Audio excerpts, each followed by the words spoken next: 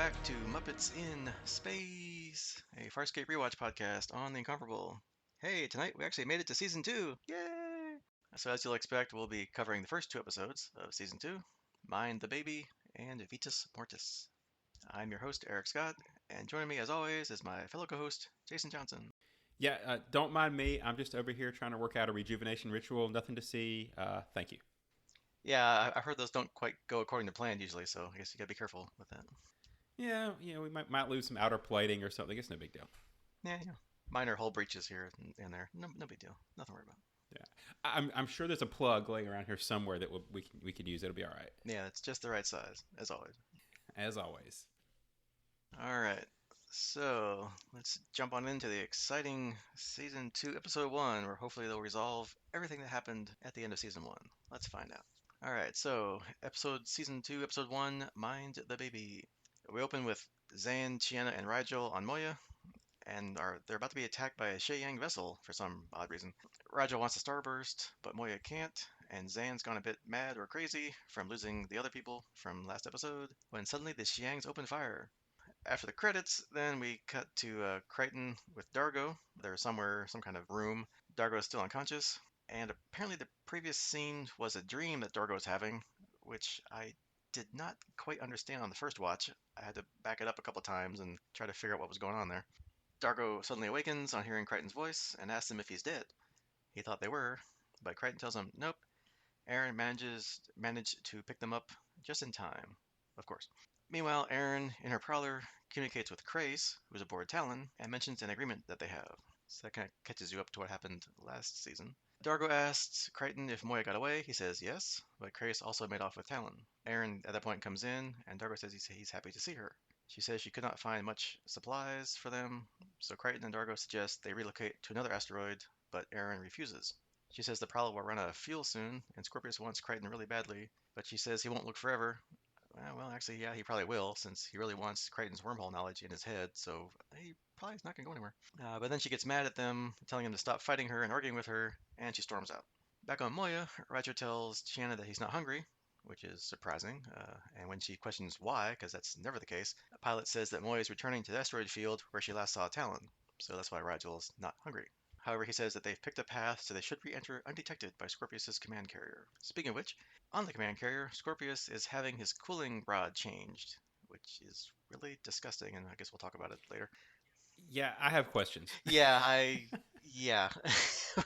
We'll talk about that because how does it all fit? Anyway, we'll talk later. While that's going on, Lieutenant Rekka comes in and says that they still haven't detected anything in the asteroid field. And apparently we learned that Scorpius let Crichton and Dargo be rescued by Aaron, knowing that Crichton would rather die than go to him, obviously. But it's Rekka's fault that the Prowler eluded capture. Also, catching up on people, Crais is also trying to stop Talyn from powering up, telling him that his mother abandoned him. He continues when Aaron walks in, surprise, hi mom, well not quite, but, and gets Talyn to show them that what's upsetting him. It's some random transmissions from Scorpius trying to scare Talyn into revealing himself, which they kind of mentioned to do that last episode, and Crais refused, so now, here we go, continuity. Crais tells him to be brave, so Talyn powers down. Back on the asteroid, Dargo and Crichton are playing rock, paper, scissors when Aaron returns. She says she doesn't want help in bringing in the supplies. Crichton thinks that she's holding back, which she can't deny to his face. She says that she won't like what she has to say, and reveals that in order to save their lives, she had to make a deal with Crais, because by the time she retrieved them from space, they're about to suffocate. Crais signaled the coordinates for this oxygen atmosphere asteroid that they're on, which he could not have found alone or in time. When Moya left, Talyn got upset and stopped obeying Crais' commands, so Aaron agreed to help calm Talyn down and teach him to obey Crais' orders. She says that Crais' control is better than none at all, or Scorpius getting hold of him. They don't agree with what she says, but Crichton and Dargo are angry because she says she couldn't have let them die. Dargo, I guess to show her his appreciation, tongues her unconscious, and they both want to go and get Crais. They decide who will take Aaron's prowler with a quick round of rock, paper, scissors, which Crichton wins. Back on Moya, Chiana visits Zan, who has rededicated herself to the Delvian Seek. She gives Chiana 30 microts to talk, otherwise she's going back to her meditation. Chiana explains what Moya is doing, but Zan refuses to go talk to the pilot and starts back meditating and ignoring everybody. Aaron tells Dargo that they've killed them all by letting Crichton go to Crais, but Dargo says as a fugitive, Crais' goals are only for himself, which only makes him that much more dangerous. Aboard Talyn, Crais communicates with Scorpius, saying that building Aaron's trust is time-consuming, as is building the trust of the gunship, which is not made easier by Scorpius's transmissions. Scorpius says that his report was overdue. He thought he was incapacitated and tried to retrieve the gunship. He says that Crais can keep the gunship if he delivers Crichton, and Crais tells him to display the patience that he always brags that he possesses. Crais then tells Talyn that he heard what Scorpius said. Talyn is no longer a concern. He says that's how peacekeepers treat their own, and that he, Talyn, and Aaron are alike now, and tells Talyn to trust him when suddenly in the background Crichton pops up. Crais says he's unarmed, so Crichton can kill him any time, but he should be warned that Talyn considers him a friend. Crais says that neither of them wants to see Talyn in Scorpius's hands. Crichton agrees and asks what Crais wants. He says that he wants to escape from Scorpius and to travel even deeper into the uncharted territories to re-evaluate his path. I guess, midlife crisis, whatever, I don't know. Crichton says that he doesn't get to keep Talyn, so Crais calls him an intruder. Talyn pops down a couple gun turrets from the ceiling and aims it at Crichton, but Crichton grabs Crais and pulls his gun on him and drags him away. Back on Moya, she's accelerated, having detected a transmission from a distressed Talyn. Chiana and Rigel talk about leaving Moya. Surprise. But Chiana then says that Moya didn't abandon them during Zan's trial, so they have to stay. Meanwhile, Scorpius has detected a Leviathan distress call, so he knows that she's returning, but says that if she joins her offspring in concealment, then they've gained nothing. Moya does finally return to the asteroid field, but before she gets to Talyn, a prowler approaches. Chiana and Rigel discuss their coming downfall. Pilot announces that it's not sending signals to the command carrier, so Chiana says let it dock. She waits in the docking bay with a gun when Crichton steps out with Crais. Surprise! After quizzing him to ensure it's really Crichton, she jumps into his arms in happiness. Crichton goes to see Zan, who's not exactly ecstatic, thinks that it's Crichton's spirit and he's dead, so she just keeps praying and pretty much ignores him. Crichton goes and picks up Dargo and Aaron, but Pilot says that Moya is communicating with Talyn and he's about to leave the asteroid field. Scorpius finds out Talyn's leaving and Moya is pursuing, so he tells Braca that on his signal they'll cripple both ships and send commando units over. He wants Crichton alive, but cares for nobody else. Meanwhile, back on Moya, Crichton and Dargo say hi to Rigel, who seizes up. He can't breathe. I guess he's in shock that they're both still alive. Just as he's regaining his breath, Aaron walks in and he starts seizing up again. Apparently, they say that's an airway seizure caused by strong emotions that Hynarians have. Aaron asks to speak with Talyn as he's not listening to Moya, but he won't listen to her either. Aaron goes to see Zan, who's still disconnected and trying to pray and ignore everybody around her. Zan does say eventually that she loves all things, however, or all living things. However, Aaron calls Zan out on her selfish behavior. She tells Zan to look at what's going on and says if she truly loves her, then she'll snap out of it and help them. This helps Zan see sense, and she agrees to help. Back in the holding cell, Crais is talking with Dargo, who's watching over him. He says that he can't stay here. Talyn needs him. He says that he can keep Talyn from the Peacekeepers. Meanwhile, Braca tells Scorpius that both Leviathans have increased their speed, so Scorpius orders them to overtake and engage. Everyone rushes to Moya's command center when Talyn suddenly opens fire on Moya. He demands that Crais come over to him because he's confused. He does not know what to do about the command carrier. Moya won't evade Talyn's fire, so they put up the leftover defense screen from the Zebinian. Remember that thing that we got way back in episode 7 of season 1? PK Tech Girl? Remember that thing? But Talyn destroys it in one shot. Oh well, never mind. Didn't need it anyway.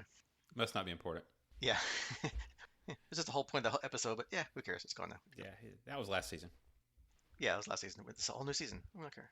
So that was just a warning shot, and Pilot says that one more shot will damage Moya. So Aaron says she'll take Crais to Talyn and will stay aboard with him. Crichton says that Crais will object, but she says he won't since he's already offered to take her with him. What? Crichton says that she can't go, but she says there's no other solution. Crichton and Aaron release Crais, who tells her to choose, stay on Moya or come with him. She says that she wants to go with him, and Crichton warns him that if he harms either her or Talyn, that he'll hunt him down. Crichton and Aaron once again don't say goodbye and hope that they'll see each other again, and Crais and Aaron leave. They get to Talyn, who extends the Hand of Friendship, the greatest honor it can bestow. And no, it doesn't look exactly like the cable that plugs into the back of your neck in the Matrix movies, but it's pretty close. It's for Crais, who accepts it, and that now gives him a direct neural link into Talyn's systems. Crais then says that since he has that, he no longer needs Aaron, and says that he and Talyn agree that she should just leave. Aaron kind of disagrees and starts to fight Crais to get the interface off, but Crais eventually knocks her down while Talyn's trying to shoot her with his little pop-up turrets. She eventually tells Talyn that she's not the enemy, and Crais says that they know that, but she can't stay aboard anyway. On Moya, they wonder why Talyn has not tucked in close yet for Starburst when Aaron returns. Back on the Grand Carrier, Scorpius is ready to fire when Crais contacts him. Crais says that he resigns as a peacekeeper and says that Crichton is dead by his own hands. Enraged, Scorpius fires, but Talyn surprisingly starbursts away. Moya also then starbursts away as well. Scorpius rather coldly wants Brekka's tactical expert, who said that Talyn couldn't possibly be able to starburst for at least a whole Arn, brought to him so he can quote unquote educate him, which probably can't be good. He orders a search for Moya, telling Brekka he knows Crichton is not dead. If Crais had killed him, he would never have revealed it to Scorpius, who vows to find his prey. Back on Moya, Dar goes to Cezanne, who says that she cannot abandon them now, so she'll slow down the seek. Meanwhile, Crichton and Aaron are in Pilot's den. She says that she failed, but Pilot says that Talyn told Moya he chose Crais of his own volition, and he said he'll contact Moya from time to time and let her know he's okay. Aaron asks Crichton if he'll be okay, and Crichton says he'll make mistakes since he's young, Talyn, but he'll be okay. She doesn't think Crais will mistreat him since he could have killed him at any time, but didn't. She says maybe he really has changed. Crichton says that yes, he's changed, and she's changed, but Crais, who knows? The end. All right, some trivia about Mind the Baby. This is the first episode that the effects were done by Animal Logic in Effects House, who did the visual effects for the rest of the series. I did notice that the starburst looked a lot better in this episode, or not better, but different. You know. Yeah, at least Talon's did. That looked kind of neat. Yeah. Andrew Prowse states that Luxons have two of everything, suggesting that Dargo could play rock, paper, scissors with himself. Does that mean he has two brains? Anyway, that's kind of weird, but whatever. This episode was intended to be the second of the season, and was filmed that way. It was to take place after Reunion, which that name was ultimately changed to Dream a Little Dream and aired as the eighth episode. So it'll be kind of interesting to see how that kind of shakes out as we watch the other episodes to see how they wanted to start the season. That's kind of interesting. We'll get there, but maybe that has something to do with why their Moya was being fired on at the beginning of the episode. Could be. Yeah, hopefully, because that makes more sense than what we saw. But Yeah.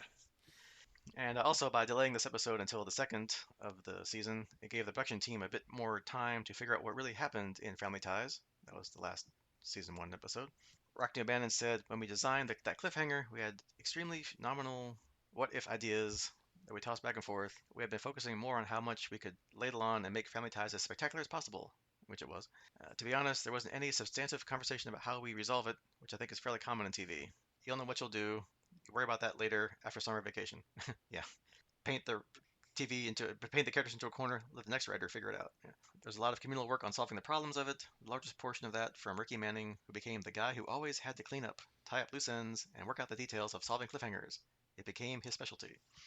The Sci-Fi Channel didn't give too many notes to the production team about season two, and O'Bannon's recalled that the series had evolved by the end of season one to a place where the network was far more open to the notion of multi-arc episodes. The biggest story change that came out of season one was how we designed stories. As we got into season two, they were not just accepting, but openly requesting multi-part episodes. Also, in this episode, Dargo's appearance had changed slightly.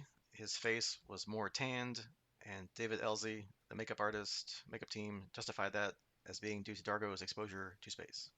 Something I usually notice but didn't this time was apparently a puppeteer's hand is clearly visible at the bottom of the screen when the Hand of Friendship, little snaky tube thing, is offered to Crais. I didn't catch that. And due to editing in some regions, it wasn't made clear back in A Human Reaction in season one whether Aaron and John actually slept together. And this episode, basically, they just come out and say that they did. So that answers that question. All right. So, what did you think of the kickoff to season two? I would say it's a good episode. I don't know that it would stand a whole lot on its own, but as a follow up to Family Ties, am I getting that right? Mm-hmm. The last episode, I think they had some good resolutions. Knowing that they didn't know going in makes it from the trivia even makes it a little more interesting to me because watching it, it felt like they definitely flowed straight through. I'm sure we'll hit some of the beats and some of the questions that don't quite make sense. But overall, I mean, as far as enjoyable episodes to watch, I think this one was pretty high. Yeah, because I think we mentioned that how are they? This was supposed to be this was episode two, so kind of like what was episode one supposed to be? But then they also had to, I guess, wrap up what happened, so that really should have been episode one. So maybe this is kind of like a hodgepodge of parts of what was episode two, and then answering the cliffhanger questions from the last season, something like that. So I guess I'll be curious when they start going next couple episodes if we could kind of maybe see bits that kind of out of sequence or something. I don't know. We'll see. Yeah. And like you said, that first opening with the Sheang firing on them, that was like, what is going on? What is this? Where did these guys come from? And then, but at least it was good that they kind of picked up. Apart from that, at least they picked up pretty much where season one left off, right? we didn't see John and Dargo getting saved, but we didn't really need to. Just that they were, and they weren't back yet on Moya, right? Yeah, I mean the John and Dargo part, I was completely good with. Sometimes you can just pick up, and we knew they weren't going to get left out there, so that's fine. The Cheyenne thing, yeah, yeah. Like I said, the trivia maybe makes it feel like we might be missing something, or it might have just been editing out of order. But that one made no sense. I was glad to hear that I wasn't the only one really confused at the beginning, because I was like, who are these people? Why are they shooting at them? And then I don't even think we get a call back to it later. It just is like, yeah, that was not important. Don't worry about that opening. Yeah, it was all a fever dream from Dargo, I guess. Okay, sure, whatever. I don't know why he would dream about that, but okay. Well, I guess to make it seem more dramatic than the ending of season one, which was dramatic with them hanging in space and from a flaming moon. But okay, sure. Yeah, yeah. Let's move on. Yeah, we don't need a flaming moon. yeah.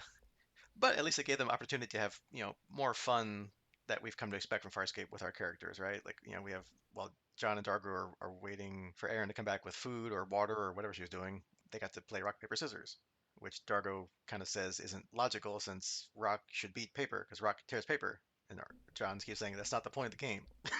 That's not how it works. Yeah, logic maybe that would be the most important part of rock paper scissors. I'm not sure. So Yeah, yeah, it's just supposed to be to have fun and to waste time. And then, of course, we get some good drama as, Aaron, we see what she's been up to, which apparently is making deals with Crais, because I guess she doesn't want Talyn to get corrupted, or I guess for some reason Crais is still hanging around, probably because he can't leave yet, because Talyn can't starburst.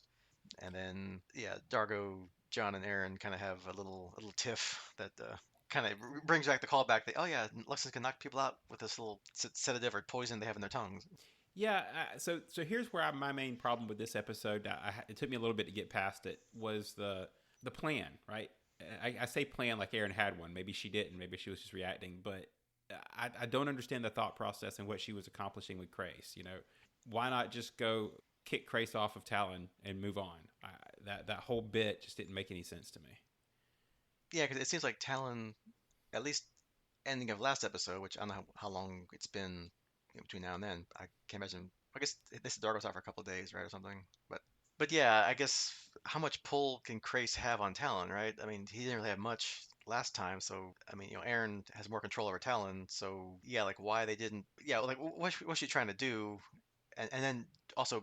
I guess putting off getting them maybe two, they could have taken Dargo and John to Talon, and they all could have been together in one place. And then if Moya showed up, great, everybody can leave. If not, then at least you have a Prowler and Talon that they could, run further into asteroid field or something. I don't know. Yeah, because obviously there's oxygen on Talyn, so they didn't need the asteroid. And like you say, if she hadn't reacted immediately and not waited a couple days for Crais to kind of make friends with Talyn, for lack of a better word, it would have been easier, and they wouldn't have had the issues later on with Talyn being friends with Crais. Yeah, and I'm sure Talon, being a fully formed Leviathan slash Peacekeeper hybrid, would have food, like have food dispensers or something on board, so there'd be food. So they would be starving to death, and I Crais guess is eating something, right? So I'm assuming. Otherwise, it's gonna be a real short trip, wherever they go, because there's no food. Which I guess Aaron doing her quote unquote plan. I guess she couldn't bring back food cubes or food wafers from Talon. Otherwise, be like, hey, this is Leviathan food cubes. Where'd you get those from? Oh, I just found them around. So. But we do see how good Crichton's plan actually was. It's like if Aaron would have been more upfront and they could have rationally and calmly to both sides, because obviously both sides kind of went at each other about what happened. But if they would have been a little more cool-headed, then they could have maybe done basically what John did. Get on board Talon, neutralize Crais, or at least keep him from interfering too much with Talon, and then they all could have possibly gotten away a little more easily than they did. and not to jump to the end, that was we might not have lost Talyn, which they do. So Yeah, I mean, when that happened, or if Crais knew and was just stalling for time, or that just suddenly, Talon's like, hey, I can Starburst now. Oh, really? Hey. But yeah, us go back to something that we kind of mentioned in the recap. So, our buddy Scorpius. So apparently he's got some kind of cooling rod in his head, which looked really nasty and painful to open and change out, right? well, and I had two questions from that scene. One is, where's his brain? Yes, I And had that. Yeah. two, uh, two, it looked like he was almost like powered off while they were swapping the tube because he doesn't react until it's closed. So that makes me question: are there cybernetics? Is more cybernetics involved than what I thought? I think is what I got from that because again, I know nothing of Scorpius outside of what we've seen in the episodes he's been in so far, and now I'm thinking more machine than man. I don't know. Yeah, because obviously he's I think they said he was like a Scaran Sebacean hybrid or something. So yeah, is that both biologically and is he augmented with yeah other things too, like either DNA augments or cybernetics or apparently some kind of for some reason cooling thing? Like does he overheat or something? I don't. Yeah, I'm guessing if you're just a cooling rod, then you must be overheating, I guess, or building up heat. That's why you have a cooling rod. But why do you have it in your brain? And yeah, to your point, that's like a good couple inches circumference thing going through the middle of his head. So yeah, like how much brain where I don't know. But yeah, just weird. Yeah, there's a spatial issue there. At least there would be in a human. I don't know anything about Sebaceans, so Yeah, or part of his augmentation or whatever is maybe that's going through the parts of his brain that aren't really useful or obviously aren't there, or maybe they've moved them somewhere else. I don't know. Squished him up against other parts of his head. I don't know. I'm going off on weird tangents here. I don't know. But I do remember that obviously from later episodes that, since I watched, at some point, past this when I started watching. So I'm sure if they show it and kind of made a little big deal out of it here, that I'm sure we'll see that again at some point. yeah. My main note was they actually succeeded in making him creepier than he already was. So Yeah, and apparently when he gets really mad, his voice changes to some like deep, kind of like Darth Vader-ish, scratchy voice kind of thing. So it's interesting. They keep doling out a little more, as he should, to make him, flesh him more out, as a character, since he's now the big focal point. Since yeah, which kind of that's true. which kind of dovetails into my next point. Speaking of which, Crais, the former big bad, looks like he's still kind of playing every angle possible to stay alive. You know, he's making deals with. I guess he possibly made a deal with Scorpius last episode that we didn't really see, which is why I guess Scorpius let him off the ship to go try to get Crichton. So I guess Scorpius still thinks he was working with him, sort of. So he's trying to play that side. And if he turns over John and Talyn, he can, I guess, live and I guess still be a peacekeeper somewhere. I don't know. But as it turned out, once I guess he learns Talon can starburst, he's like, "Well, I'm alone. Okay, never mind. I resign. See ya." Yeah, which I'll give them credit. That's a neat twist because usually in those situations, that doesn't work out for the. I'm putting quotes around this bad guy, right? I mean, usually it's very rarely do they survive these kind of things. They'd been easy to just kill him off and walk away. So now we've got another bad guy question mark out there floating around with a killer starship. Yeah, because I mean, probably he realized that Scorpius probably would just wind up killing him anyway. So, but he would go back, I guess, if he could. But I guess since Talon could starburst, then that kind of changes the calculus there. And yeah, I mean, to like John's point, it's like, yeah, we've all changed, but has he really changed? And Dario even said like, he's basically by himself, so he's even more dangerous. Not really sure what he's gonna be doing, but he's got like an armed Leviathan slash Peacekeeper gunship. Yeah, has he changed or is it just a midlife crisis? So Yeah, he's got the hot Ferrari, he's got the hot red car. He's old, he's gonna go out and I don't know, sow his wild whatever oats or whatever version of that they have out there. I don't know. And then we get, I guess, the usual what we know about Farscape, like the nice scenes with the rest of the crew. We have the obligatory, hey, things look bad, let's just bail and leave Moya and Pilot alone, which Chian and Rigel are talking about, and Pilot's overhearing, and you can see Pilot's getting a little annoyed, which of course, rightly so, and I guess that would also annoy the audience because it's about the 45th time that when the going is tough, at least some of the crew wants to bail, right? yeah, although to their credit in this situation, they actually talked themselves back out of it, so they didn't require anybody else to straighten them out. They kind of worked themselves back around. I was waiting for Pilot to be like, I can hear you guys talking, and I guess Zan, for some reason, in the middle of being lost or possibly attacked or found out, decides to just ignore everybody and just focus on meditating to try to continue back on her path to priesthood again that she's given up in the prior episodes. And it takes kind of Aaron calling her out on it, and then kind of basically figuratively slapping her around, like, snap out of it. We're all in trouble. You can't just kind of sit here and just veg out, so to speak, because she's a plant. Anyway, you just can't zone out here. You got to, snap out of it and help us all here. Yeah, questions about this one too. The beginning when you see her and she's really freaking out, and then almost immediately you snap into her in meditation. That didn't flow smoothly for me to kind of understand how we got there, but I did enjoy the scene of Aaron snapping her out of it. Yeah, and it was kind of funny too that I guess in this meditation zone, and she thinks everybody that left the ship is either dead or gone. So she thinks Crichton's just like a spirit talking to her. She's like, "Oh, so that's nice, it's cute, whatever," and goes back to her, and she's like, "Okay, hi," But so it has little comedy moments, which is fun. Speaking of which, when Rigel does see Aaron, John, and Dargo, he kind of gets that like he can't breathe, like shock. His mouth's open, and he's like, trying to breathe. And they're like, I think what Crichton said, like, do you need like the Hynerian Heimlich maneuver? And he starts trying to like, Heimlich him. And like, no, that's just what Hynerians do when they're like overly emotionally overwhelmed. They just, seize up or whatever. And Yeah, and it does show us that we don't know everything about the crew because you get a little extra on the Hynerian physiology. So that's fun stuff.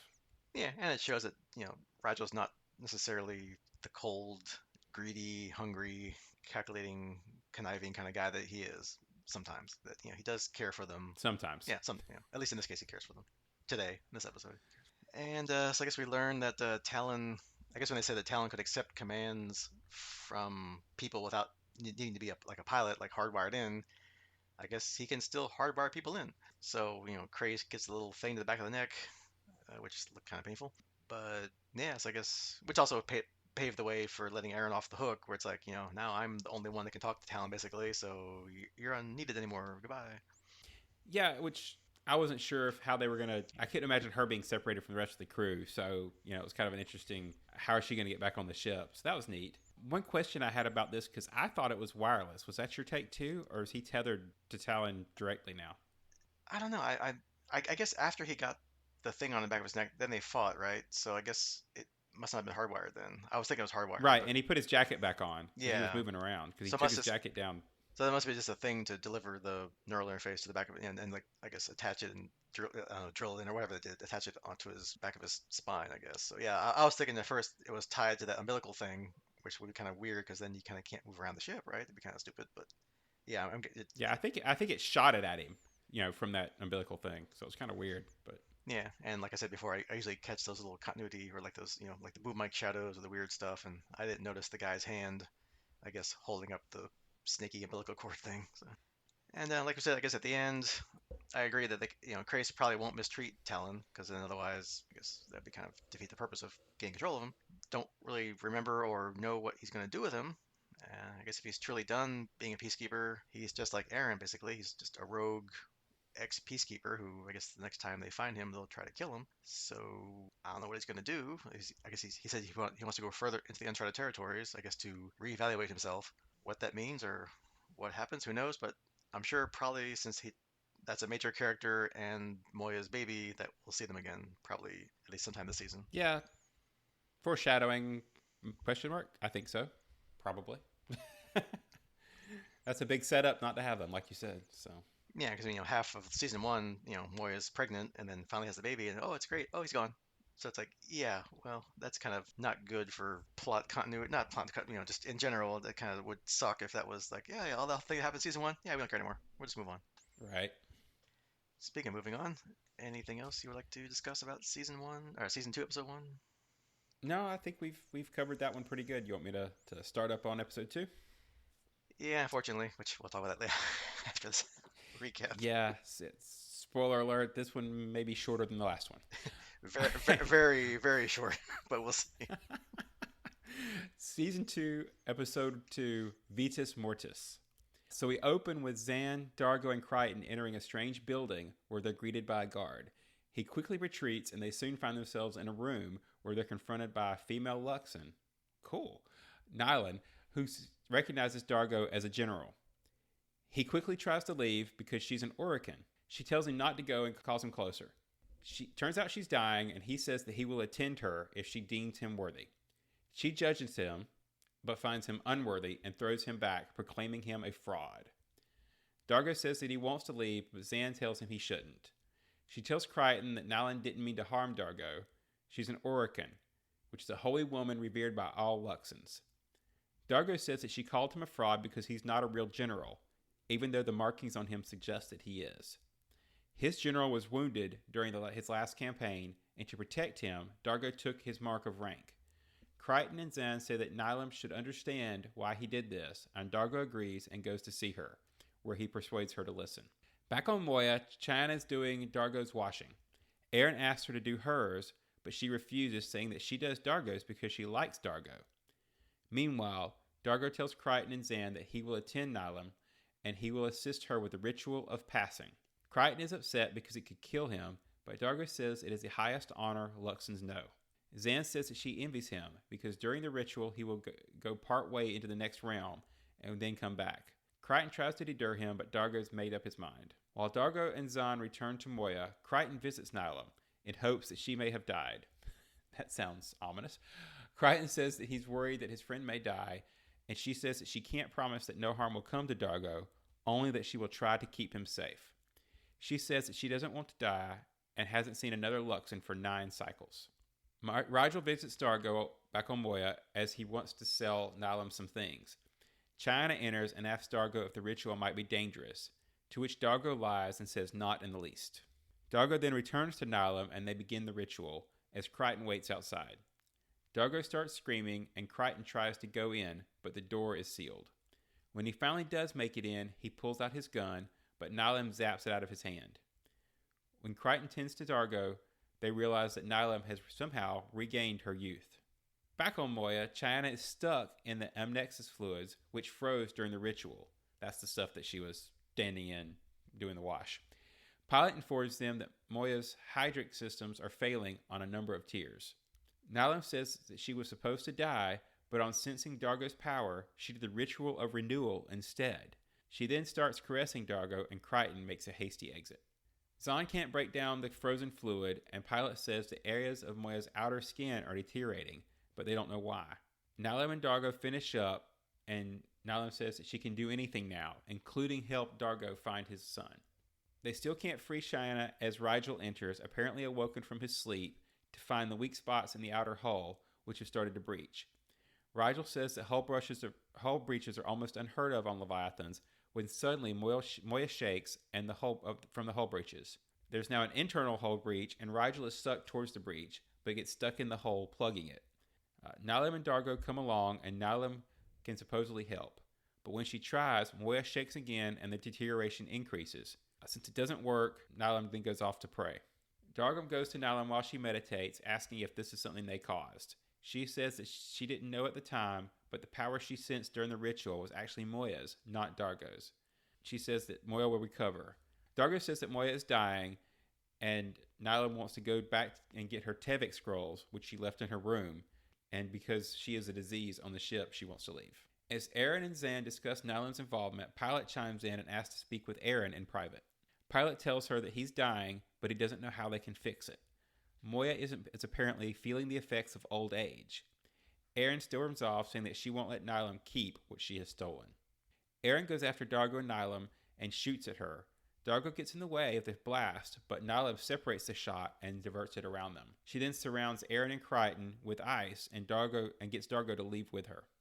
Nylam's incantations are not working, so she just wants to get as far away as possible. Dargo will not leave Moya, as she is more than just a ship. Nylam says that she can't lose it, and she doesn't know what to do. Crichton comes to speak with Dargo and says they're out of time. Crichton says that he doesn't know what Nylam intended, but it is murder. Dargo says that he knows what has to be done and gets upset. Dargo goes to Nylam, and she says that she treasures the gifts he gave her. She says she's not afraid anymore and asks Dargo for strength one last time.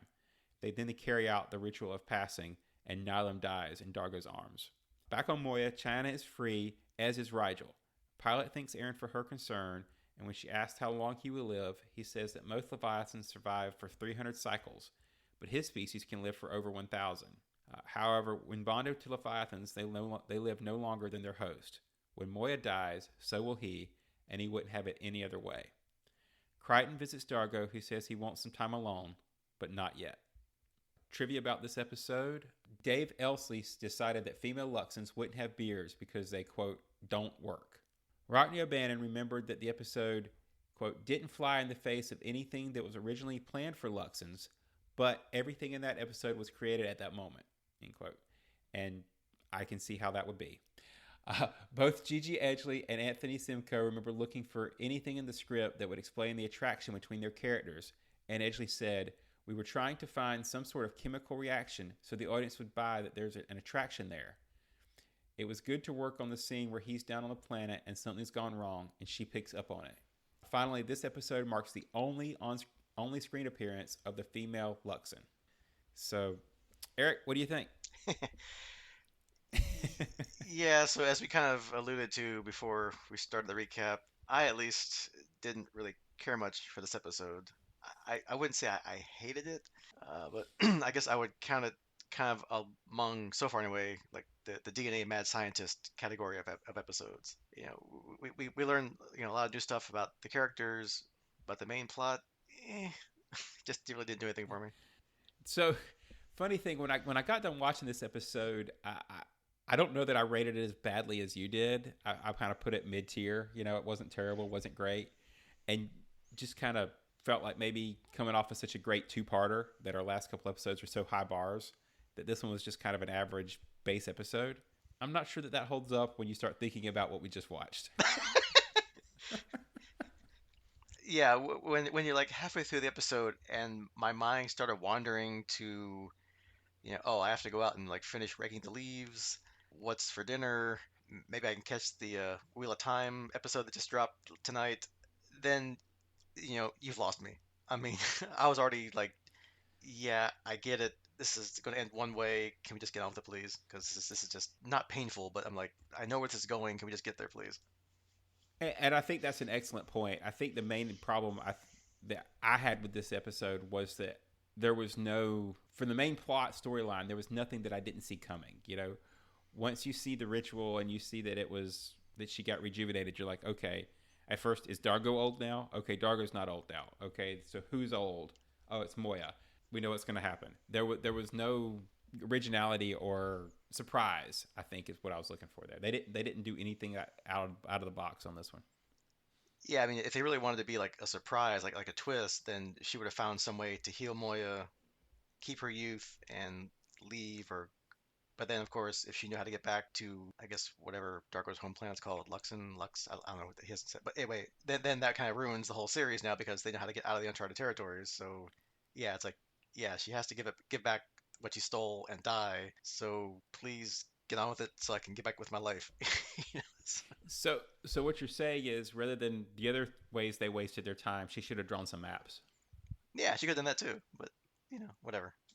Or apparently, since she's like as overpowered as Maldus from season one, that Q like being that we met back in season one, like bending laser shots like Jedi's and like, encasing people in ice and all this other mystical magical stuff. She could have just implanted the memory or here's the map, poof, whatever. But it's like she just was like way overpowered after she got rejuvenated. It just made everything kind of, I don't say meaningless, but just it just that took me also out of the episode too. Yeah, this may be a what is it, a ship in a bottle type episode where I don't know that anything really mattered. I'm not really sure what we got. Yeah, and apparently I don't know what is on this planet that they're on, but that snake-like servant that we saw with like two little scenes and ran away. I hope he's okay. Hopefully he lives there and he just went back to wherever his family and other people are, or he just kind of died out in the wilderness somewhere. I don't know. Like, where'd he go? Well, she was evidently such a pleasure to be around. I can't really blame him. So Yeah, yeah, I mean, he was really skittish. He didn't like anybody, so maybe it's his chance to be like, never mind, she's taken care of now. I'm out of here. Goodbye. yeah. All right, all on you, suckers. Yeah, your turn. Bye bye. But yeah, so I mean, I guess that's the bad. So let's focus on the good things because there are some good things in here. I mean, it's not like I said a true loss like with the other, like even the worst of season one. There was good stuff that we learned about with characters that did come back several times over and over again the rest of the season, right? So I did think of a couple good little nuggets that at least was in this story anyway. One of which I guess is now that Chiana's part of the regular crew, because she's in the opening credits now, that the writers now know what to do with her and are starting to build her up a little. So they give her more interacting with more of the crew than just Crichton like before. So, her doing the washing for Dargo, she's like, Aaron's like, hey, why don't you do my wash? She's like, nah, I don't like you. And whatever she said, and then when she gets stuck in the thing, and she's like, hey, Aaron, can you help me? She's like, no, why should I? I don't like you either. So, Yeah, and I'm guessing it'll be Should be kind of skittish of doing laundry from now on because there's always the fun possibility of getting stuck in the washing machine again. Uh, Yeah, that but I guess yeah, being that's a or good point. And I will say, obvious. go ahead. No, sorry, I think my headphones are cutting in and out. That's messing us up. Sorry, you'll have to fix that one. Uh, you know, the trivia did give me a little bit of a possible spoiler, I guess. But I'd even pick up on the building whatever between her and Dargo. So that'll be kind of fun to watch for now too. I guess that's what I was going to say about her. Yeah, because she just kind of says that she likes Dargo, and that's kind of it.